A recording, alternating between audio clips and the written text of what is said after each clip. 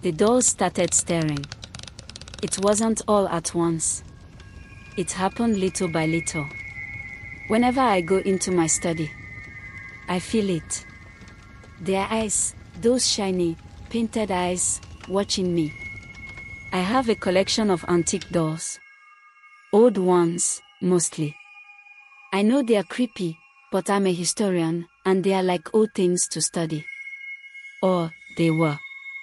It started with the doll on the top shelf. Her head would be turned slightly when I came back into the room.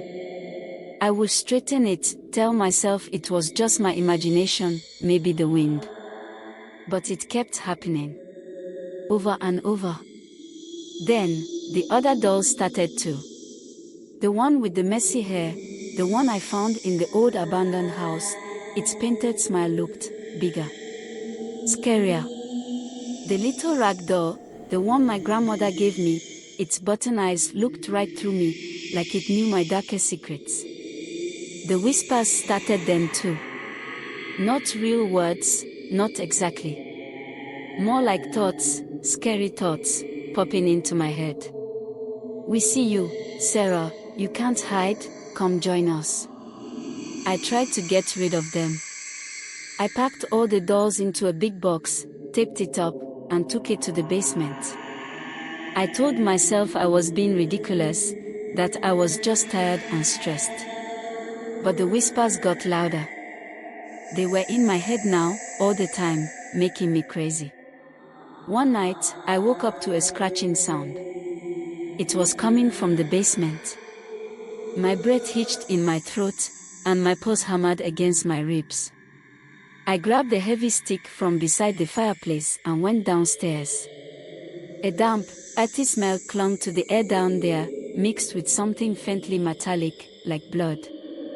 The scratching was louder now, behind the locked door of the storage room.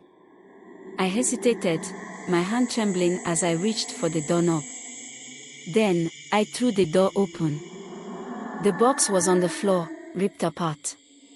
The dolls were scattered around it, looking at me. And they were different. They looked changed.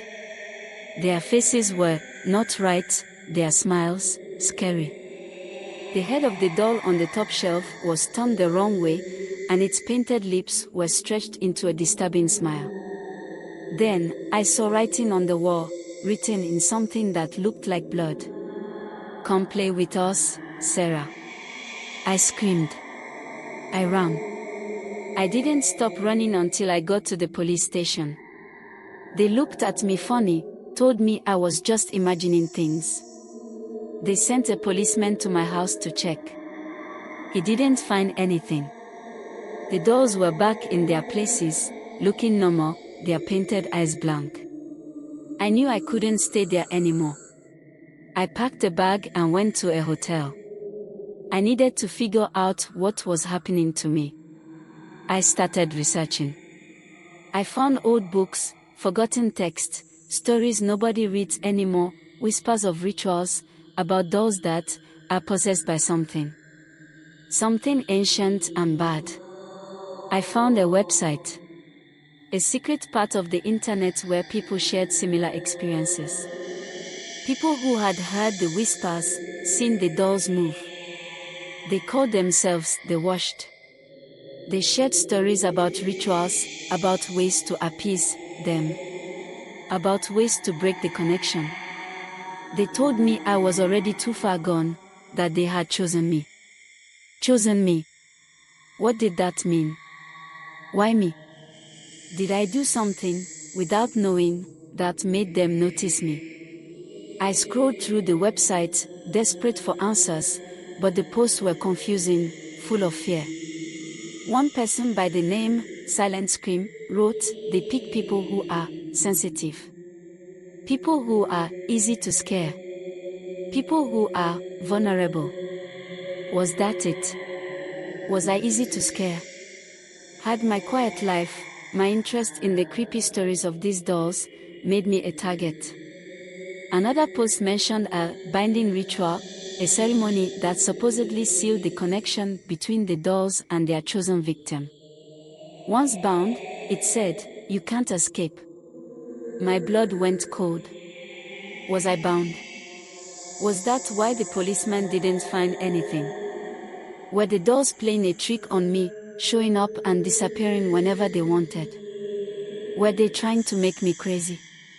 The website didn't have any answers, just warnings. I'm trapped. Haunted. Chosen. And I'm terrified. I thought I was going crazy. The whispers were getting louder. They were in the hotel room with me now, echoing inside my head. We're here, Sarah, you can't get away, it's time to play. I looked around the room, my eyes jumping from shadow to shadow. I could see them in the reflections of the windows, just like before. They were closer now. Their eyes, they weren't blank anymore. They looked excited. I turned away from the window, unable to bear their gaze any longer. And it was right there. Not in the reflection, but right there, in the room with me. The rag doll, no bigger than my hand, was sitting on the edge of the bed, its button eyes staring directly at me. And it was smiling. It was actually smiling.